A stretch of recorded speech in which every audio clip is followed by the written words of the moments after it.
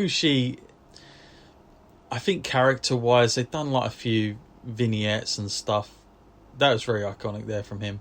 But he, in a lot of ways, they didn't really have enough like background about the guy to sort of really make the American audience at least sort of dislike him. And so I don't know that he got enough heat.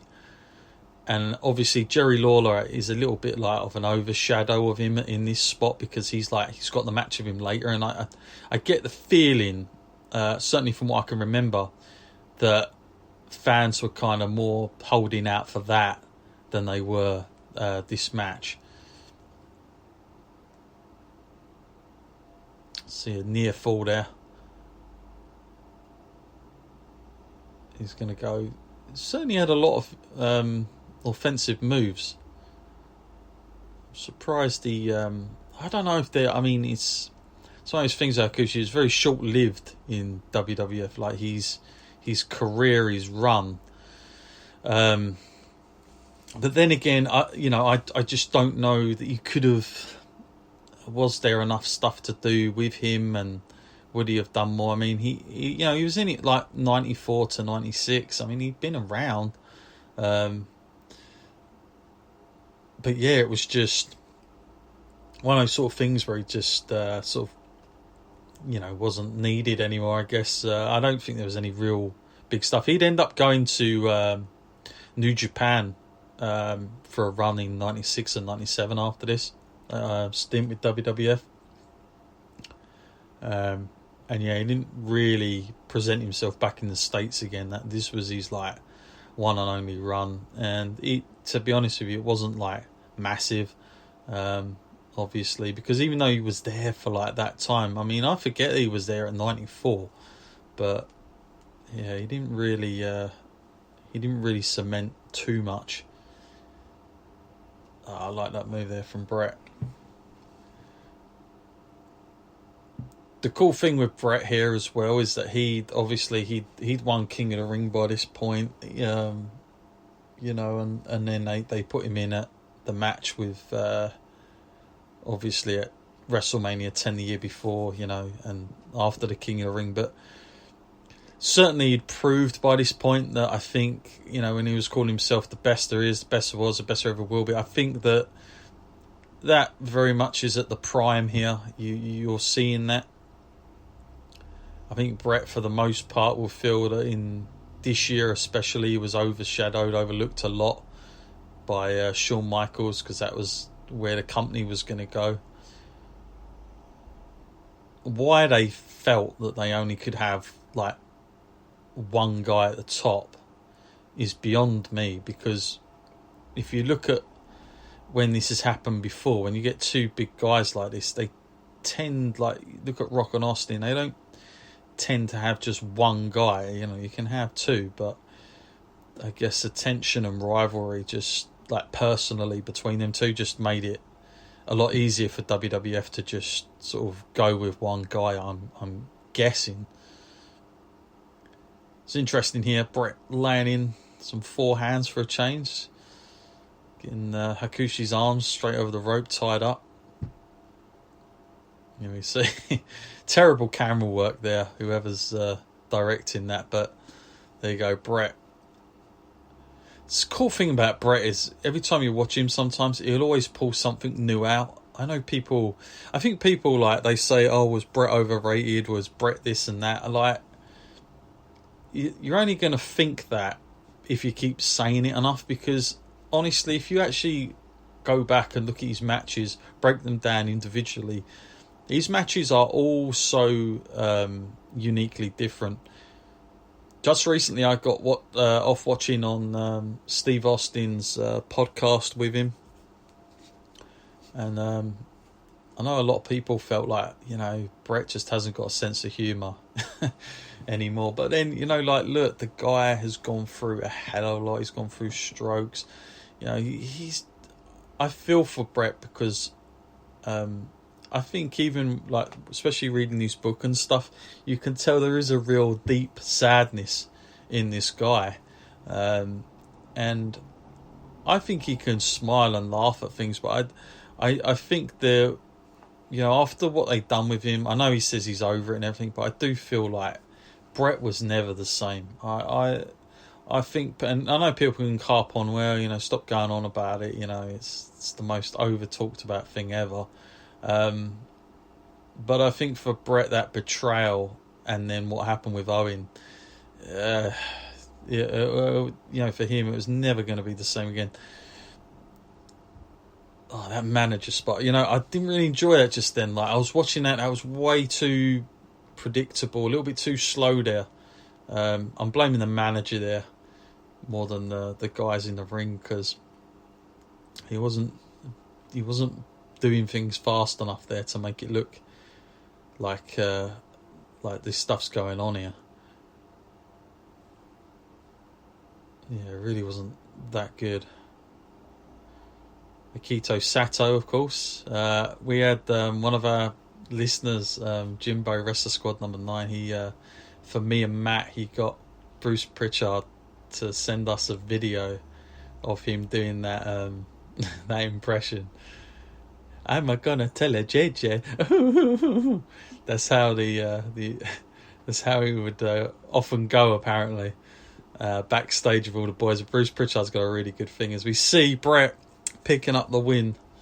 Sorry guys if I didn't feel like I was talking about the match enough. I was probably going on a bit of a tandem about other things, but with the watch-alongs, I have listened to other podcasts do it, and I kind of feel like I don't want to be like a second-rate commentator, so I try not to commentate too much and just give you my experiences about things and stuff around stuff I've seen or experienced with this match in myself. So I try to do it that way as opposed to commentating moves, because obviously you might as well just listen to WWE Network. They're going to be far better than I am. So yeah, there's match number 1. So we're literally now just going to wait for this to phase out, see Bret going off, but after this we are going to go and head over to the second match. So I'll give you the time for that in a little bit, as we see Bret walking off, obviously hugging the fans, goodness knows what else. Now he's obviously selling the limp there because Jerry Lawler is going to be the match later, so typical kind of babyface story that never really gets old in this era. That I'm sure Pat Patterson must have had a lot of say into this. Seems to have had the inkling, as we see that this is such a. I keep seeing this every time we're doing watch-alongs. We get people on those phone lines and wrestling fans ringing in for some unknown reason. I would have loved to have been a fly on the wall and see how the hell all this came together and what the sort of figures were on this. 24 hours a day, 7 days a week. My goodness. Oh, I reckon they made some decent money there on that. But yeah, interesting that they were doing that. So guys, we're going to go over now to our next match, which is going to be the time. So guys, I encourage you to hit the pause button after this, but you want to go to 1 hour, 5 minutes and 30 seconds. Obviously, we're watching the same show, so you haven't got to change that, but just scroll forward 1 hour, 5 minutes and 30 seconds. That's 1 hour, 5 minutes and 30 seconds. And we're going to hit play on the count of 1 again. So, guys, 1 hour, 5 minutes, 30 seconds. Here we go. 3, 2, 1. And you should get the shot of the camera zooming in. And we've got Jerry Lawler out there.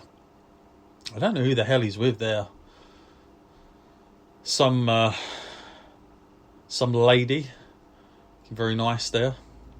I'm guessing they, goodness knows how they worked this one out. But yeah, Jerry Lawler's there. He's, I don't know what all this is about. Maybe I should have probably done my research really into this. Been a little bit more efficient with the whole thing. Try and find out.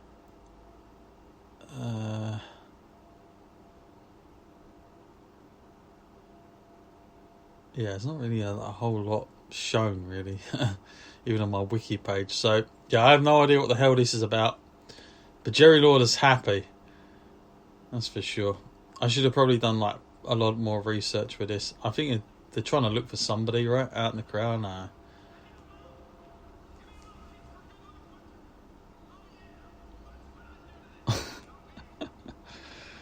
There's only one Jerry Lawler, I tell you.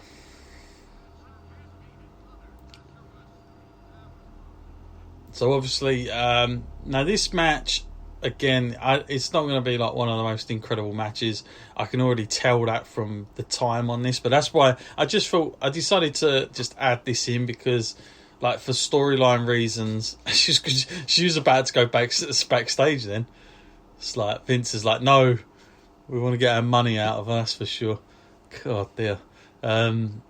So here we see Todd Pettengill and that amazing mullet, and we got Bret selling the injury. Todd Pettengill smiles, my goodness. Yeah, he was around for a while, Todd Pettengill. Really young. Like, you had Raven doing something similar back in the day around WrestleMania 9 time as well. 10, like, just interview guys backstage. It seems like back then, at least like with Todd Pettengill and like Michael P.S. Hayes does Doc Hendricks, they had a bit of a character. Nowadays, like when I see the WWE interviewers, they just seem so the same, all of them. So I do like the fact they had like little characters and character within character as such. But not to the point where they sort of outshined the wrestler they was interviewing. And don't forget, guys, if you're kind of new to the WrestleLine podcast, like we do have video content as well on our YouTube channel, and you'll see me and my co-host, like we literally go around and we work obviously up and down the UK independent wrestling scene, interviewing a whole host of people. We've even had people like come down to us and we've done interviews for, and you can check all that out. Also check us on Instagram as well. It's WrestleLine channel, and on Facebook and Twitter it's just at WrestleLine. But yeah, please be sure to go and check that out. We've got loads of stuff on there, and obviously on the podcast there's like tons of interviews and in our archive. So encourage anybody to check those out. As we see Bret literally taking it to Jerry Lawler. I think Jerry Lawler, like, I suppose every time we've done In Your House on this series, we've only seen him at the announcer's like desk, and it's very fair to say that I felt like with Jerry Lawler, when I was a kid, I just thought this guy was a joke. I thought he was like the biggest joke and just ridiculous, you know, like it's just a cartoon character, Burger King and all that kind of stuff there. Look, she's happy. But in actual fact, obviously, you know, when I got older, I learned about Jerry Lawler and how huge he was in Memphis wrestling. Just like massive down there. Like this guy, him and Bill Dundee was just the guys, let me tell you. And I think it's fair to say that I put him in this very select elite group of guys that were, oh, look at that. Oh, damn, how many times have we seen this power driver stuff on this In Your House? Like, damn. Something you don't see much of these days either. For good reasons. It's so dangerous. But, she's begging. But yeah, with Jerry Lawler, I kind of felt like, obviously, like, you know, appreciating him differently and how big he was, that when WWF got him,